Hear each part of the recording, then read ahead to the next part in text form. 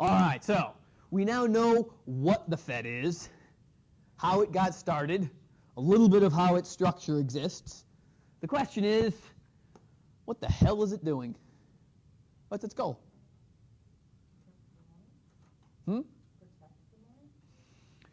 Well, that's not actually its goal, not really.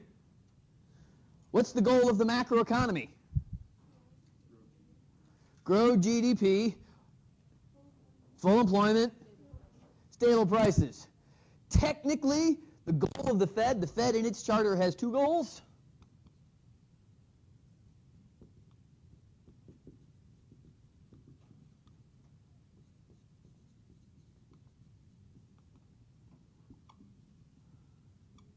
Instead of making it sound like they're doing what the macroeconomy wants them to do, they kind of looked at it from the opposite perspective and said that the Fed's job, its two goals of existence, are these two: to control inflation if it's necessary, and to reduce unemployment as significantly as possible. All right?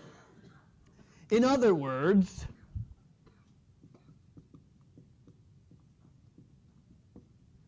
keep prices stable and get full employment / grow GDP.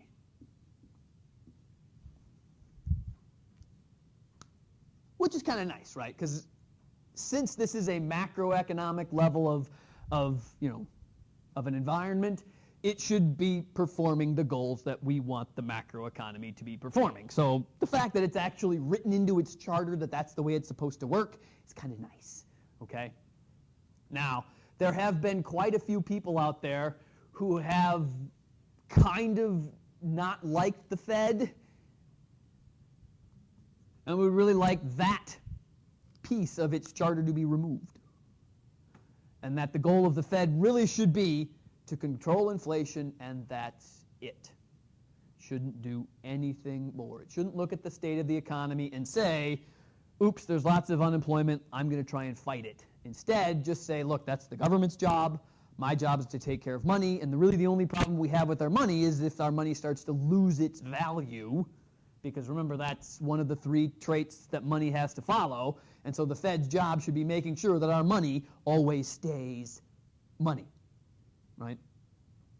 And the other nice thing about it is that if you keep a money from having any inflation, that also keeps it being a medium of exchange and keeps it having its solid unit of account, right? So a lot of people who are nervous about our money supply look around and say, look, the Fed is too loosey-goosey trying to do this, and it's losing sight of that, right?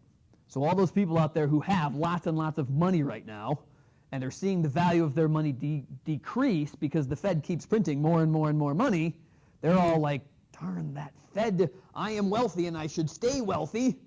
And the way I can stay wealthy is the Fed just does nothing with the money supply. And so since I have all of the things that people want, which are all the dollars, then I will be king of the hill. And it's an almost valid argument, in my opinion. Except that the argument is almost always and only had by those who have big, huge piles of money that they swim in. And then I kind of think there's an ulterior motive. Just maybe. Anyways, this is technically the goal of the Fed. And so what the Fed has been doing over the last 4 years has been trying its damnedest to do this, with almost no concern for that at all. I mean, zip. The Fed's looking at it constantly. I mean, it keeps a very, very tight eye on what's happening to our inflation rate. We just haven't had any. And so they have constantly said, well, if there's no inflation, I'm going to keep working on this. And until I see inflation, I'm going to keep working on this. And so they are. So, and that's actually chapter 19. We'll get there, all right? Now, so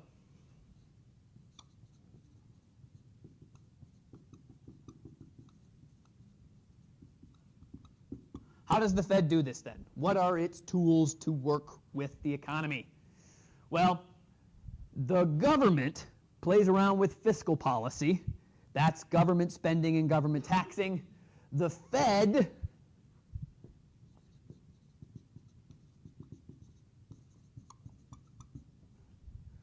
they just play with money. No, you don't.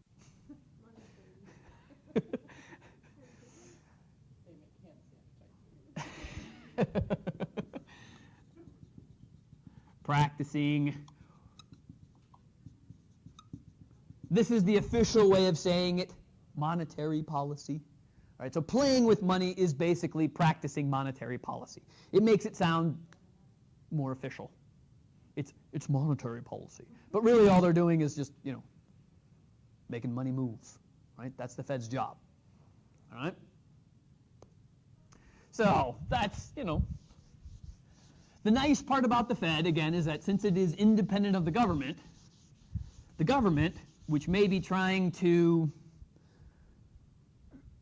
slow down the economy by raising taxes and cutting spending, which is what our government has done for the past year and a half, both of which, if you listen to Keynesian theory, right, when you raise taxes, what happens to aggregate demand? Goes down. When you reduce government spending, what happens to aggregate demand? It goes down. And when aggregate demand goes down, what happens to GDP? It goes down, which of course is exactly what our government must want to happen right now, because that's what they're doing.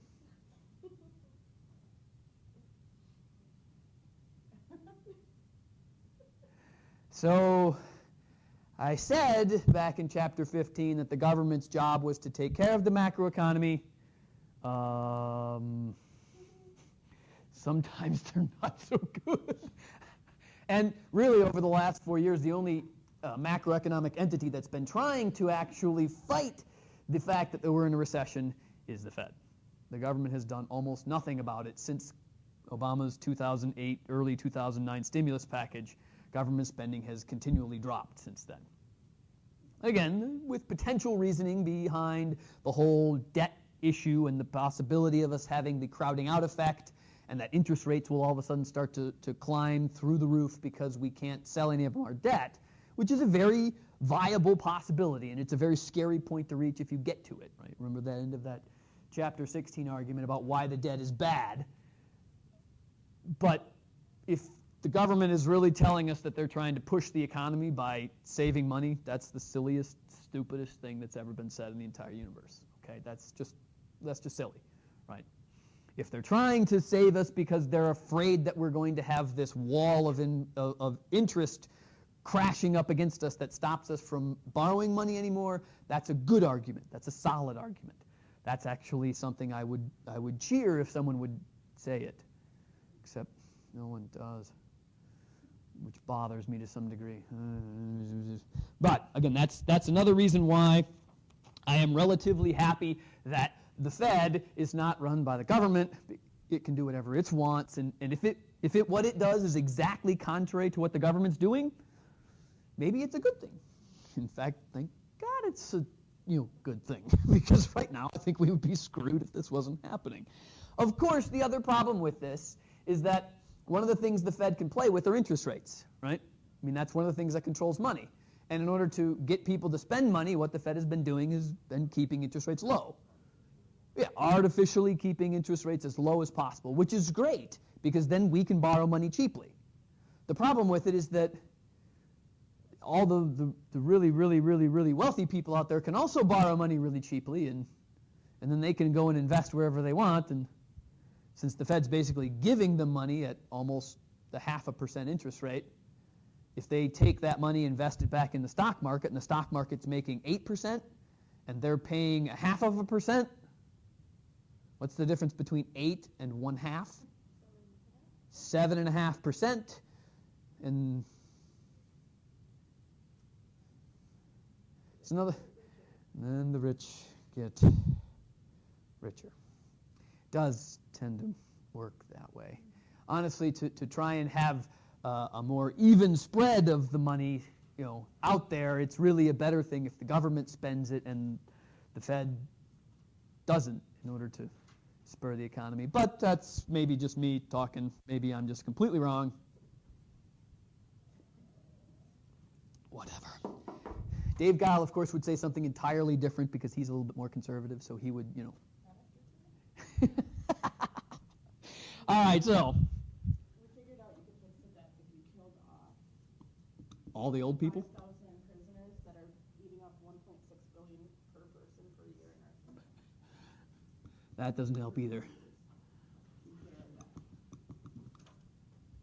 Except, of course, then they'd have to be out on the street. No, kill them. Oh, yeah, kill them, that's right. If they're dead, then it's okay. Well, but if we would just kill everybody who's older than 75, it would be, in those people, right? I mean, they're not. Yeah. Come on. All right, so the official jobs of the Fed. So written into its charter after its goals, these are its goals, are its actual tasks that it has to work. The first task the Fed must do is clear all checks. Realize that the Fed is the only person who actually keeps track of money. Banks actually don't do it. All banks do is keep track of a spreadsheet that the Fed sends them saying, here's where all the money is. And all they do is then take that spreadsheet and make it look nice for you when you go to look at it. Your bank is nothing but an intermediary. It would be really nice if we could actually, as individuals in this country, just deposit our money straight in the Fed. Because really that's all we're doing. And the banks in between the Fed, all they're doing is getting rich off the fact that they get to be in the middle, right? Charging interest to lend money and all that other business. And generally speaking, what the banks do is they borrow money from the Fed to lend to us. So they don't even have to have any of the money, right? They just go to the Fed and say, Fed, I need $2 million to lend to Marshall because he's going to start a new company, and he's asked for it. And we're going to charge him 6% interest on his $2 million loan, and the Fed will charge the bank 0.25% interest. What's the difference between 6 1/4? 5 3/4%. That's what's known as profit for a bank. Anyways, so one of the jobs that the Fed has to do is actually clear checks. So when you write a check, what actually happens, all those routing numbers that are on your check, that's basically routing to where your account is stored in the Federal Reserve System. All of your accounts are actually only stored at the Fed in any real way. So what happens is that the check gets routed to a bank, wherever it goes to get cashed. It goes up to the Fed. The Fed says, oh, this is where the money is. Take the account out of this money, slap it over into the other account, whether it's in the same Fed bank or the other one. They may have to transfer a little bit.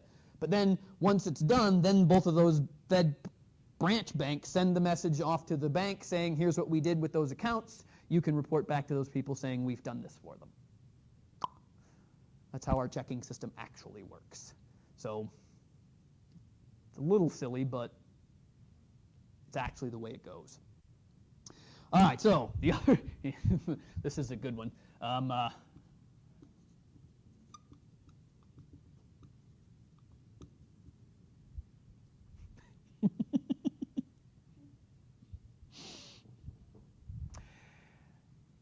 The Fed is supposed to be regulating banks, which makes people think, how did that banking crisis occur back in 2008, 2009? Well, in his infinite wisdom, Alan Greenspan had kind of decided that banks really didn't need to be as, and that they would regulate themselves because a bank wouldn't want to risk potential danger to its depositors and its creditors by over gambling on their equity. Yeah, unfortunately that didn't work. It's happened in the 80s. It just seems to we forgot. So in theory,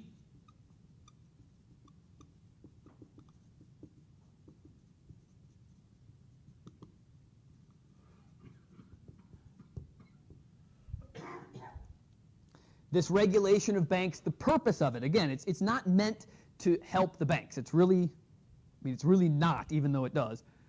It was really meant such that the Fed would have to work with the Federal Deposit Insurance Corporation to make sure that you guys' money, if you deposit it in a bank, is going to be safe. Morgan, please. Why do they always vacuum during my class? What do I do? I mean, do I got like... They're done with the ceiling for the last 2 weeks.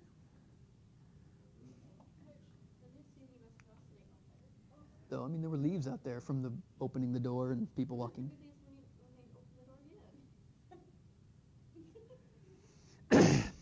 Kind of like regulating banks. Enough said. Okay, so one of the other things that the Fed has to do, and this is one probably that you guys already figured out, right? Maintain and control the money supply. And we will talk about how the Fed goes and does that in more detail. Is that in each bank? It's done actually in a regional sense and in a national sense. So actually they do try and keep a certain amount of money available in each region based on the amount of commerce that happens within that region. So each Fed branch has a certain region of control that's based on the amount of businesses that are in that region, and based on what those businesses need in order to spend, they make sure that there's enough money in there so that they can spend as necessary, right? So they don't want to have to, when San Francisco needs cash, to have to pull cash from, say, Chicago or New York in order to get the money. They just want the money to be readily available in San Francisco at all times. So the Fed's job every night is to look at the sort of the balanced weight of where all of the cash is right now and potentially shift it at night so that in the next day when business starts up again, they won't have to do that again, right? Because shifting money during the middle of the day is nasty because most of what the Fed's doing all day is clearing these checks, right? I mean, that's its job, right? So as the day goes, the money fluctuates back and forth between the banks, and then at night, the Fed says, okay, let's even the playing field again. Or at least even it according to how it should be weighted based on the percentage of business that everybody does. Right? So there's some very serious math that goes on in this process, right? To determine who gets essentially different amounts of liquid cash available to be borrowed. So if one sort of bank runs out of money 1 week when you go in, and will the following week the Fed make sure that they have extra money available to them? Is that how that works? Now, this is purely at the Fed branch bank level. In individual banks, that's their job. They have to keep as much cash as they think they need and then adjust accordingly. But where that bank will go to get cash, their Fed branch, the regional Fed branch, wherever it is. Okay. And so when that federal branch bank sees this happening, they will start to say, oh, we need a rebalancing because these 2 to 3 banks perhaps don't have enough cash, because we haven't had enough money in the system in this area, therefore reevaluate, reset, next day. All the armored trucks and things you see now, are those taking the money to the federal branches? Is that essentially where they're going? Probably yes. No guarantee though. That one, it depends a little bit on how the different banking systems are set up, because some banking systems are set up such that they have one major bank that deals with the branch bank, and then everything else is just a sub-branch out to the outskirts. And so they can actually use one armored car to disseminate money out to places. Yeah. And the Fed actually asks most huge banks to do this, to set up regional banking industries, and then just have branches that the money siphons off to. Again, so that the amount of travel with the money is as limited as possible to specific regions. Again, it's another one of those math optimization problems. Really fun stuff. And it's all about money. Okay, all right, don't get me started or I won't stop. So the last, maintain and control the money supply.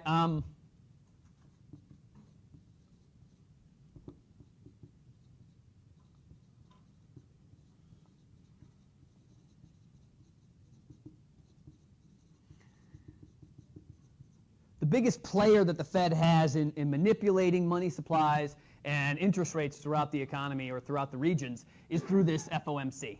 Right? So when the Fed talks about quantitative easing, These are the people who quantitatively ease. All right, so QE, which you may have heard as a catchphrase,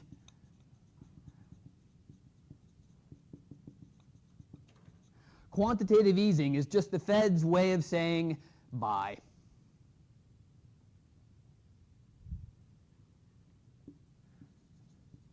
Buy long-term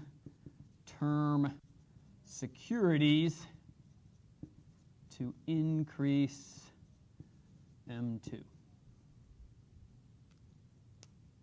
So what the Fed has been doing in unfathomable quantities over the last 3 years, really, has been doing what they've called quantitative easing. What they've been doing has basically been ordering the Federal Open Market Committee to buy long-term securities. Now, again, remember that long-term securities like Treasury bills, Treasury notes, they're like 10 to 20 or 30 years long. These things are not a part of the money supply. Right? So banks, credit unions, large major corporations, potentially even some of you guys, have some of these things. And the Federal Open Market Committee's job is to go out and buy a certain number of them, or sell them on a given day, however much they're ordered to, based by the Fed. What the Fed's been doing recently has been every month buying $80 billion worth of these each month throughout the country, actually throughout the world. And again, the idea is to take, suppose you own Apple. Apple is going to have a certain amount of Treasury bills and notes and securities sitting in its vaults as equity, so that if something weird happens to their company, they can sell them and have cash. Well, the Fed will come up to Apple and say, Apple, you've got $4 trillion worth of government securities. We'd like to buy $10 billion worth of them this month, if you don't mind. And Chris will say, well, you're the Fed. You guys are good to me. Okay, I'll sell them to you. Right? So you take out $10 billion worth of Treasury securities and you trade it with the Fed for cash. And now all of a sudden, Apple has $10 billion in cash sitting in their accounts. The money supply has now grown, right? Basically, the Fed created it out of nowhere. I mean, there was still money there. It was just future money. We've now made it present money. And in theory, when Apple does this, they're going to take that $10 billion, and they're probably going to spend some of it. And the spending of it spurs the economy. All right? So this, the FOMC, Federal Open Market Committee, that's the job of the Fed, going out and buying and selling government securities to increase or decrease the money supply in every region throughout the country. I had a friend who worked on this committee, longest 3 years of her life. I mean, because their job every day was to wait for the Fed chairman to decide what they're going to do that day, and then they had to do it. Before they went home, they had to accomplish whatever the Fed chairman's goal for that day was. So if today we had to buy, $100 million worth of Treasury securities in San Francisco, go. You've got 6 hours to do it. Or probably more like 18, right? Because you work until you've made your quota, period. And you don't go home until it's done. And so you keep calling up banks and large companies in the area until you have bought $100 million worth of treasury notes, Treasury securities, and bonds that day. And you can't go home until you're done. Great job because it's exciting at all times. Sucky job because you didn't go home until it was done. She was crazy when she left.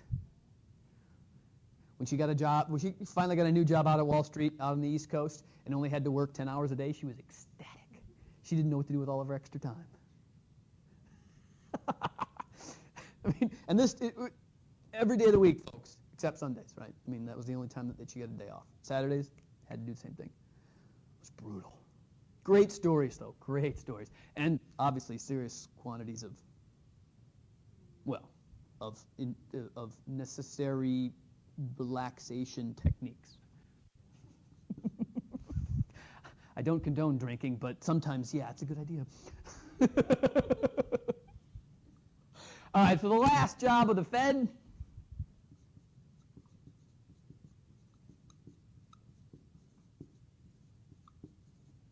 is to keep track of gold. And of course, the Fed used to have to do this because our money was backed by gold, and therefore it was a charter task. So it's still on the list, and so the Fed has to keep track of how much gold the U.S. has sitting in its different Fort Knox area type places. Most of the gold is now actually stored in New York's Federal Reserve chambers. They have a vault in the basement, in its multiple levels of basement at the Federal Reserve in New York, where all the gold is kept. Most of the gold is not ours. In fact, 99% of the gold is not ours. The U.S. has sold almost all of its gold. The Federal Reserve in New York keeps track of all the rest of the world's gold in its vaults. And when Japan has to pay, say, Russia for whatever kind of purchase they made, they call the Fed in New York and say, transfer $10 million of gold from Japan to Russia. They literally get out. They get out a big, huge train cart, because they're all on tracks. There's a train track that leads right into each vault. They put all of the gold on the train track, and then they push the train from one vault to the other, and then they drop it in the other vault and pile it on top of the rest of the gold. It's the coolest thing in the world if you ever get a chance to see it. It's absolutely cool shit. You got to go and do it if you get a chance. If you go to New York, go to the Fed. It is really cool. There's some days where it's not available for tours, but if you can get a tour of the Fed in New York, definitely go for it, because that's cool stuff. And again, this is actually big business for the Fed. They make a ton of money by holding all of the gold for the rest of the world, right? I mean, imagine how much Japan pays the Fed every year to hold all of its gold sitting in a vault in the basement of the New York Federal Reserve, right? I mean, and there's like literally 70 to 80 countries' gold sitting underneath there, and it's constantly getting shipped from room to room, and they have to keep track of it, take pictures of everything they're doing at all times. It's cool shit. Again, the sad part about it, of course, is that none of it's ours as a country. We sold all of ours a long time ago because we didn't need it, right? There was no point. So whenever the government had debt and another country wouldn't take our money, we would just say, oh, you want some of our gold? They'd say, yeah, sure. We'd say, okay. And we would get out a cart and drop it on the cart and transfer it from our vault to someone else's. I mean, we do have some down there in the New York Federal Reserve. Yeah, I mean, there's some sitting around in there, but just not as much as some of the other countries. But, yeah. Honestly, I don't know. I have no idea how it's insured. That's actually probably a state secret. I would guess that the people who actually know what would happen would have to. It's next to impossible to steal the gold. It's the next national treasure. Yeah, I mean, it's not. Yeah, it would be very interesting to see if that could happen, but yeah, it's extremely heavy. But it's just cool stuff to see, and it's also interesting to note that the Fed actually is a for-profit industry. All right, they make money off of most of their transactions. I mean, not a lot right now, but they get a ton of rent, like I said, from these countries that are holding their gold in their vaults, and all of the money that the Fed earns is put in the Treasury. Every penny. None of it goes to the business at all. It all goes back to us as a country. So anytime the Fed makes money, that it actually reduces our taxes and reduces our debt, because it's a non-for-profit organization. All of its profit, if it makes any, goes back into the federal treasury, which is kind of cool if you think about it, right? So if old Ben Bernanke doing his job well and the Fed's making money, in theory that's helping all of us, right? Sort of. All right, so let's see.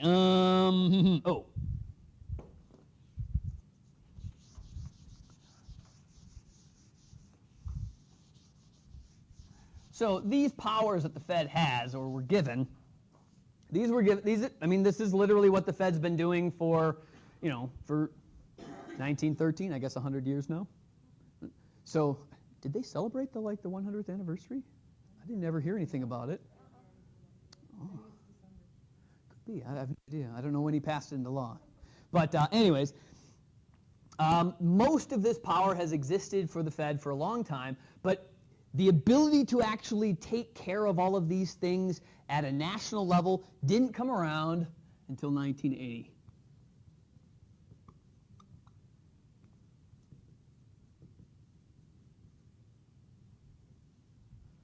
It was the savings and loan disaster in our country that led to the Fed having the power that it has. So it had the power to do all of these things, but it only had the power to do it over banks that were a part of the Federal Reserve System. And so if you notice, some of the banks out there, they don't have the word federal in their name. Banks that have the name federal in their name are official members of the Federal Reserve System. So to be First Federal Bank, to have the name federal, you had to have agreed to be a member of the Federal Reserve System. Most banks prior to 1980 were not controlled by the Fed. In fact, when the Fed first got created, only like 15 to 20% of the banks were members. And in 1975, only about 30 to 35% of them were members of the Federal Reserve System. Yeah, I mean, well, I mean, this act is basically what gave the Fed full control of the entire banking system, right? So the Monetary Act of 1980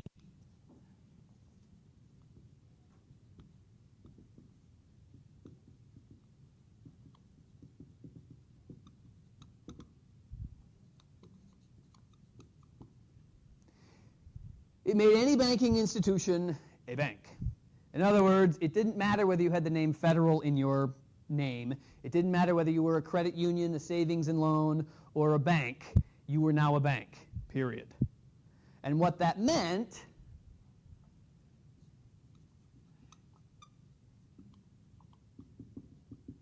is that any of those banks could borrow money from the Fed. So prior to 1980, if you were a credit union, you actually couldn't borrow money from the Fed because you weren't a part of the Federal Reserve System.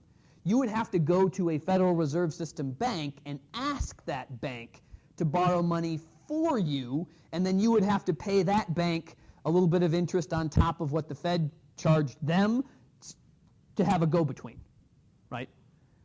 Back in the 80s, though, of course, credit unions and savings and loans, they had so much money that they didn't have to borrow it from anybody. So they didn't think they needed it, right? It wasn't until the savings and loan scandal broke out that the Fed actually, that all these banks were like, oh, wow, this would be really nice if someone would insure all of our deposits because, you know, turns out when the savings and loan crash occurred and all these savings and loans were going bankrupt, that it was against the law for the bank presidents to take the money and run. Right? That was what was happening in 1910, right? I mean, all the bank presidents would just say, woohoo, here I go, and they would be out of town, right? But by 1980, they'd passed enough laws to say that if you do that, they can hunt you down and shoot you. And, well, welcome to Texas. There were a couple of instances where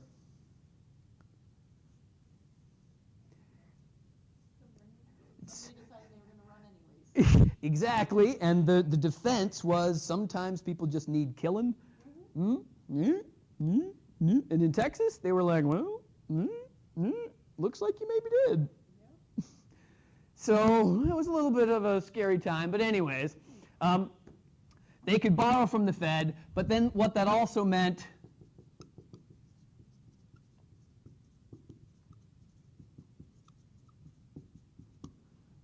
is that they had to agree to the Fed rules.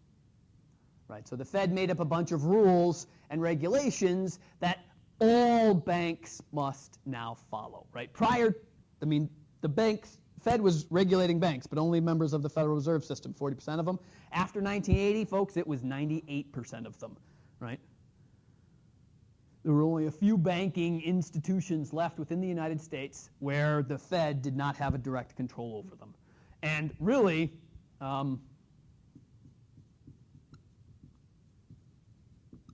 it was any bank that had a checking account. If you had a checking account, you were now that bank had to be under control of the Fed, period. Right? So there are still a few banks out there where they don't have any checking accounts associated with them, and those banks may still exist and not be under, Fed regulation. Literally, there's only got to be like a handful of them left. There might still be. Yeah, but that's why you'd have to search to find one. So, if you're bored some weekend, go try finding a bank without a checking account. associated with it and see if maybe this bank is not under control of the Fed.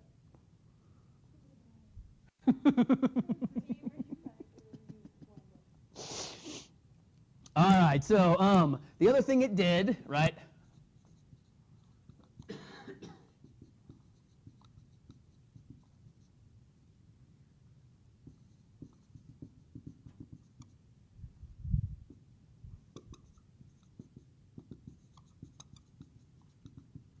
So the other thing, of course, is that banks used to be proprietary owners of a lot of different banking practices too, like buying and selling treasury securities for the federal government.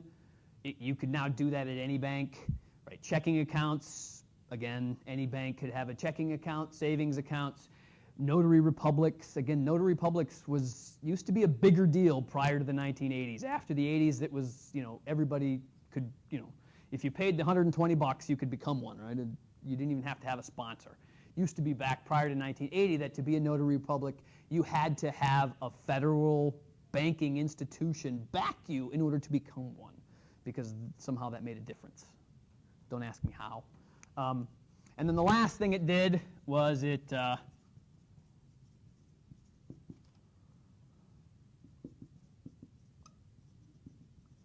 this one is specific to the times.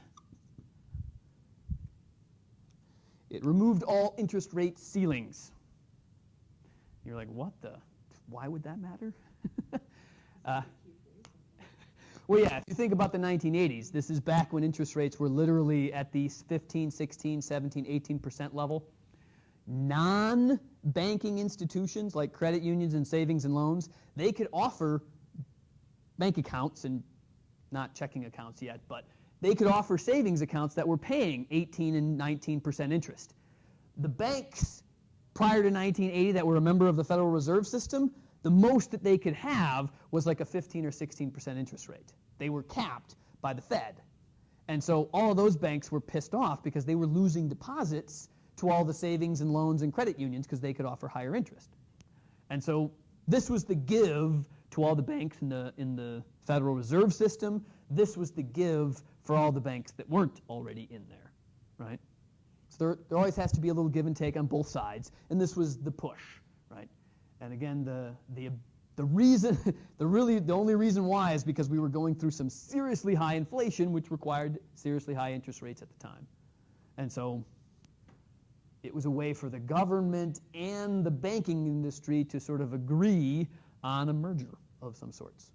And so all of our banking industries became one, in theory, underneath the Fed. Which, again, there were a bunch of people back in the 80s who were doomsayers, who were saying this is the beginning of the end, right? Because the Fed's going to step in and it's going to have power over all banks, and therefore, if you've got one ruler over the banks, what's that ruler going to become? A dictator. He shall become king, and the king shall be the king.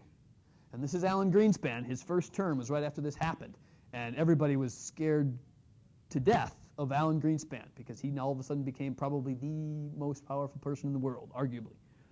Second only maybe to the president.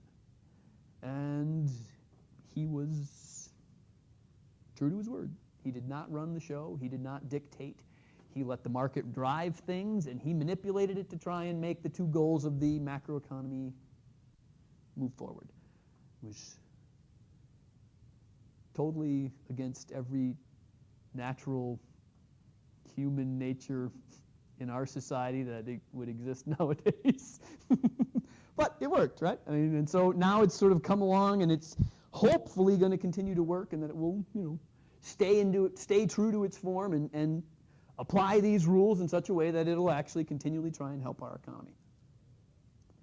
Again, none of the people that work for them are going to make any money off of the money they make, so it doesn't matter, right? So vested interest, none, right? If you go work for the Fed,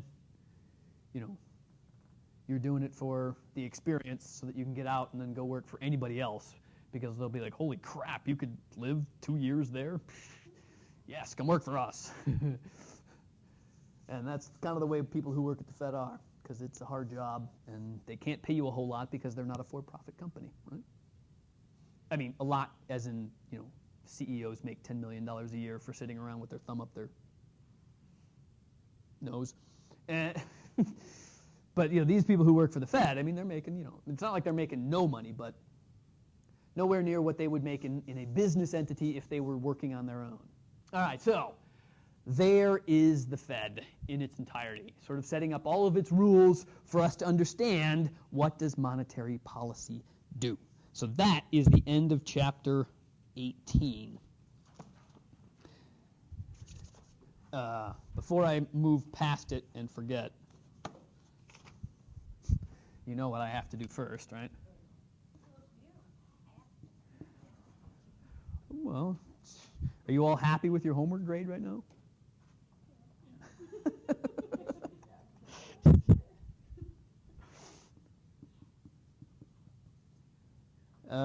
What's this? 278 on 407, does that sound right?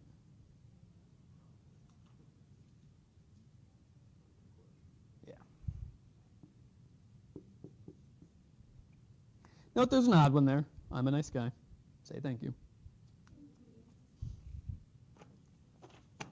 And this one is basically an opinion. Give me more than one sentence. Okay?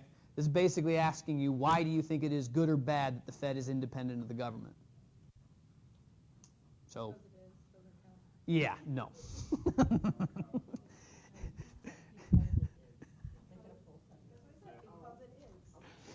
It's got to be more than one sentence,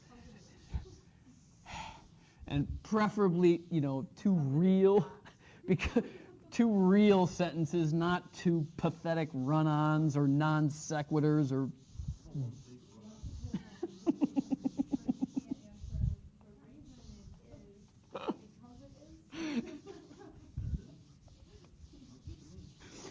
You must state your opinion in some fashion. Relating the facts to me will not score you all of the points. No, all I'm trying to do, I'm not trying to tell, I'm trying to give you the information so that you can think. So can we just cite your lecture? You can cite my lecture, yes. I am perfectly happy with quotes.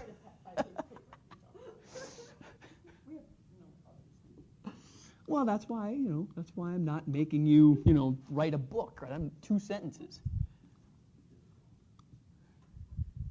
All right, so chapter 19 is about making money, or really more appropriately, it's the onset of understanding what monetary policy is. Before we can get into the practice of monetary policy, though, we have to figure out, how does the Fed make money out of nothing, right? So people seem to think that what the Fed's doing here when it's increasing the money supply is just going to the printing press and saying, turn the printing press up faster and just print money faster. That's not what the Fed does, okay? So the Fed does keep track of how much money is printed, but really the amount of cash in the system doesn't change much. Hardly at all, in fact, right? I mean, if you look up at how much cash there is in the system, you'll see there's, a couple $1 trillion worth of cash compared to the money supply, which is $30 to $40 trillion, right? It's not even a full 10% of the money supply, cash, right? So printing money, nah. What the Fed does in order to make money is it's kind of like magic. So they use banking magic.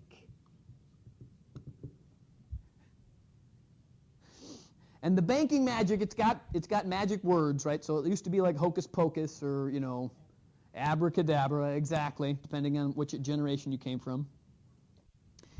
The magic words that they use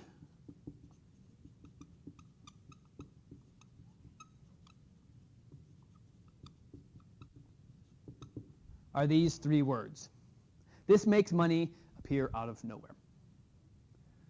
So in other words, if you have the power and the mental acuity, you can walk into a bank, say these 3 words, and make money appear out of nowhere.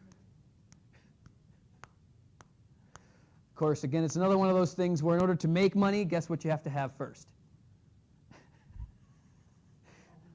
There's always a catch. So the idea here is that if you have a certain amount of money in your hand, when you walk into a bank and perform the right action and say the magic words, money will appear out of nowhere. It works. I have seen it happen.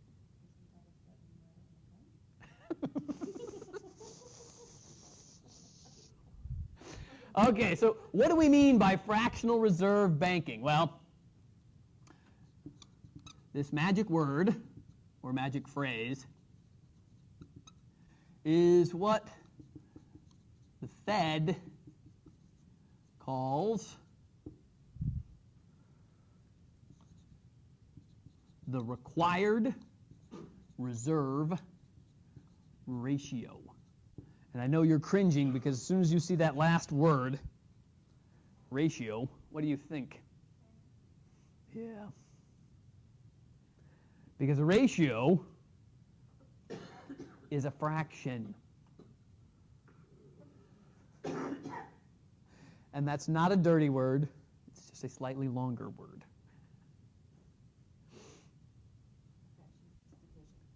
That's true. That's absolutely right. There's no such thing as a fraction.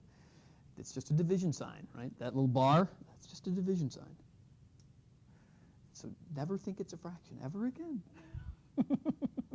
Okay, so banks are required to hold only a fraction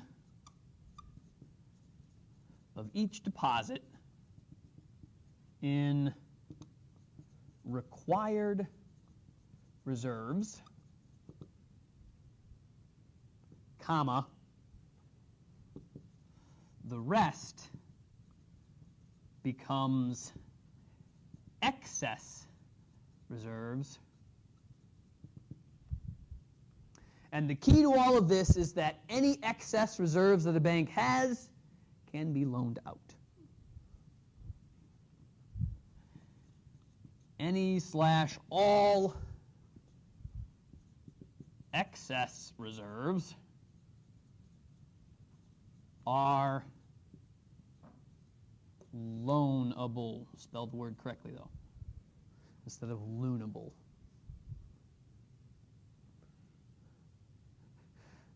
Sometimes A's and O's, they become the same. So this technique is how you make money out of nothing. Now, please realize that this making of money is not the same as earning money. Banks earn money by charging interest and collecting it from their loans. Okay, that's how they earn money. Okay, or providing you with financial services or anything sorts of things. That's how they earn money and get a profit. This is how the Fed uses them to make money out of nothing. Okay, so here's how it works.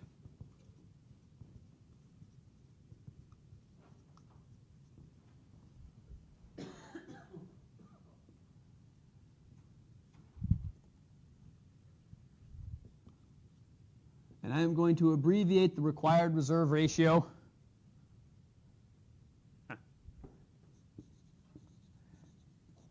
as the 3 R's, and I shall affectionately call it the R. It's great for Pirate Day.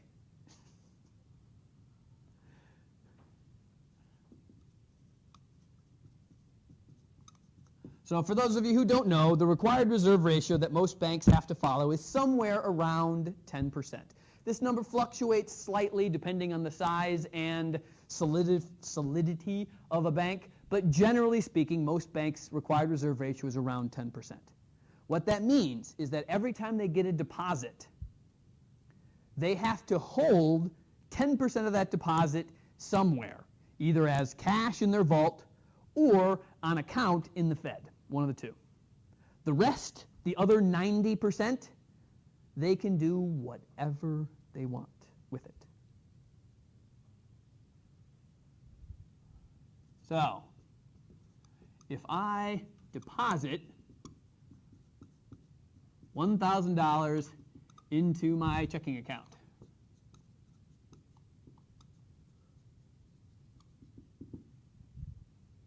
So let's assume that for kicks and giggles, I was walking around with $1,000 in cash. Or better yet, I was in Vegas, and there was a reason why I was walking around with $1,000 in cash, because I put it all on red, and it hit red. Nothing like double or nothing. And I did that 10 times in a row, and it worked. Right? So I took my $5, and now it's 1,000. So I'm walking around with a cool K sitting in my back pocket, and I'm thinking, okay, I'm nervous. I don't like walking around with that much money in my back pocket. I'm going to go deposit it into my bank account. So I wander over to my bank branch, and I say, here's $1,000 in cash. Please don't let me blow it on hookers and other things. That was purely for Amanda's benefit. Yeah, she walks in, and we're talking about hookers. Okay, so anyways, what happens to that $1,000 when I deposit it in the bank? The bank has to hold a certain amount of the money that I'm giving them, because the Fed has told them you are required to hold a certain amount of these deposits in reserve.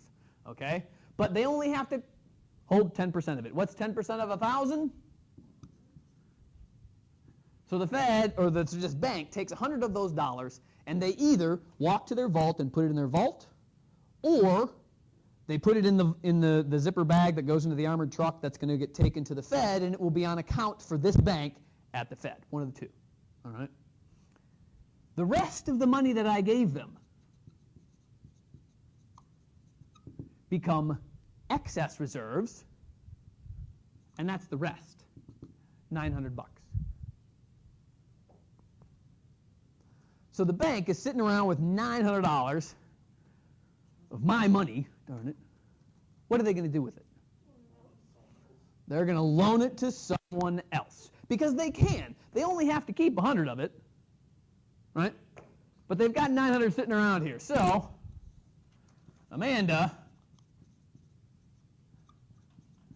goes in and borrows $900 because she's in Vegas.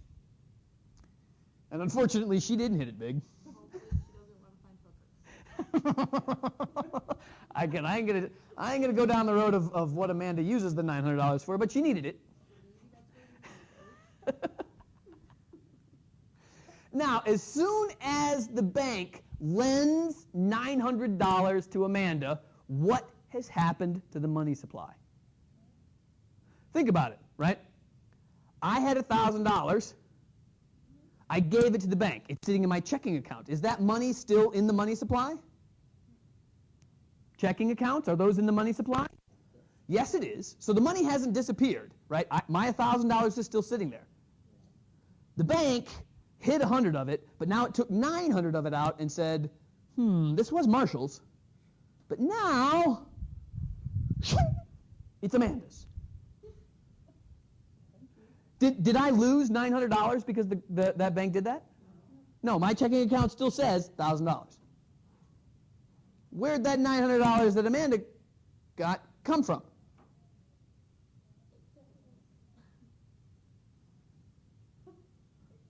What did the bank say? It said, fractional reserve banking. Poof. Here's new $900. That $1,000, instead of just being $1,000, is now $1,900. Amanda, in her infinite wisdom, $900, she goes and does whatever she does with those $900, but eventually she doesn't blow it all on entertainment. But eventually she comes back and says, okay, I'm done with this $900, but she doesn't go back to the bank she borrowed it from. Instead, she goes to her own bank and says, oh, I have $900. I'm going to put this $900 in my bank. Amanda deposits this magic $900, right, that was made out of thin frickin' air, because it wasn't anywhere else before until she walked in and said, can I have it? And they said, yeah, fine. And now, when Amanda deposits the $900, what does Amanda's bank do? It says, how much do I have to hold?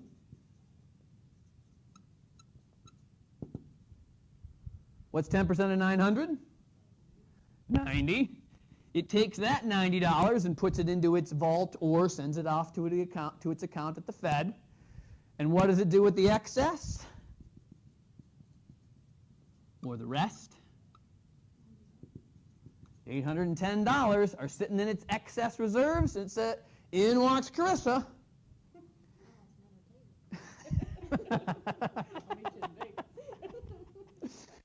And again, where did that $810 come from when it's borrowed by Carissa? Absolutely. Fractional reserve banking, right? The guys have to say that before they give you the money. Sometimes they just whisper it, but they have to say it. It's by law, I swear. Okay, maybe not. But the idea is there, right? This money is, again, coming out of nowhere that had already come from nowhere. So the next time I take out a loan, I'm going to ask where the money's coming from. And they'll say, excess reserves, fractional reserve banking. I'm going to say, you're not performing magic. Well, now let's, okay, so imagine then that Carissa does the same thing, and then it goes to Jeremy, and then it goes to Grant, and then it goes to Kim, and then it goes to Joe, and then it goes to Mercedes, and then it goes to Kelsey, and then, exactly, right? Each time through the loop, it keeps making more and more money. What the hell? How can the Fed keep track of that if it knows that this kind of magic is happening all over the place?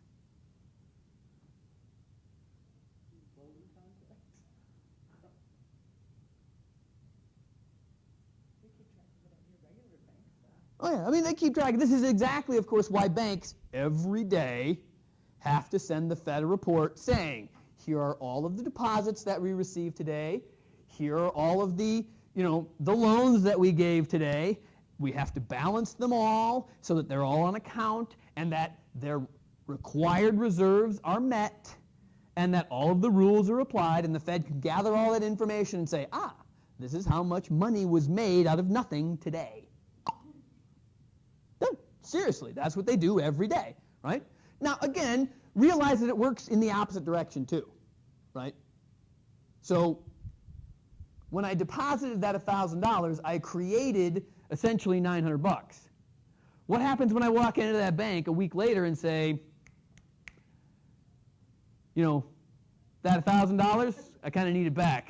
I lost my shorts in the game last week. I need to pay off the the bookie that's coming looking for me. I need the $1,000 in cash. What does the bank do?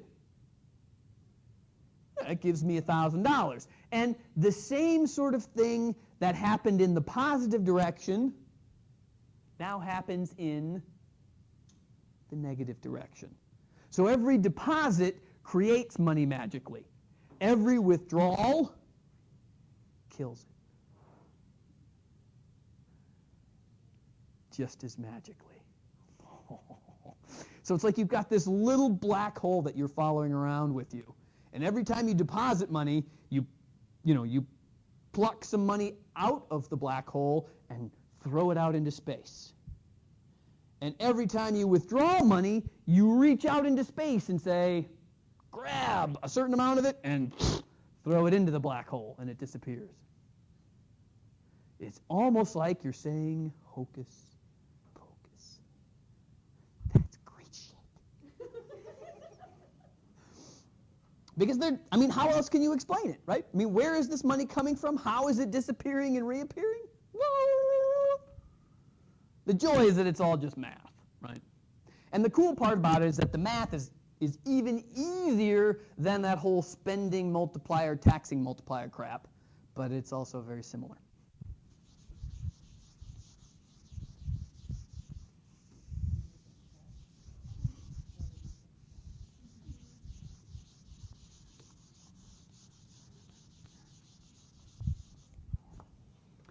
Let's see, do we have enough for that?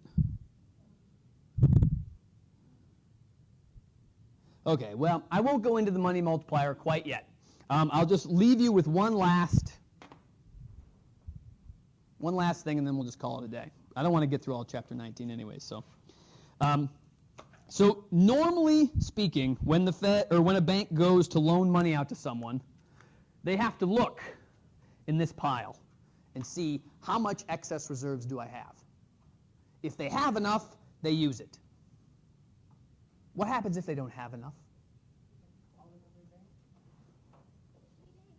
Absolutely, right? So imagine, if you will, I show up at my bank and I say I'm starting a new industry. It's, the next best thing. I need $10 million. The bank says, wait, do you have enough collateral to cover $10 million? They say, oh, you're a teacher? You do. So they give me $10 million. They just pull $10 million in cash out of the bank to pay the Well, of teacher back.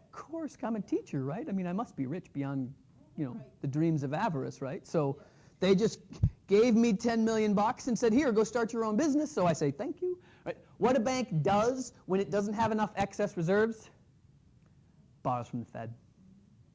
That's what the discount window is called. When people talk about the discount window, that's when banks go to the Fed and say, I need to borrow some excess reserves because I've got this really great deal, and I want to lend him some money so that he can start his own business.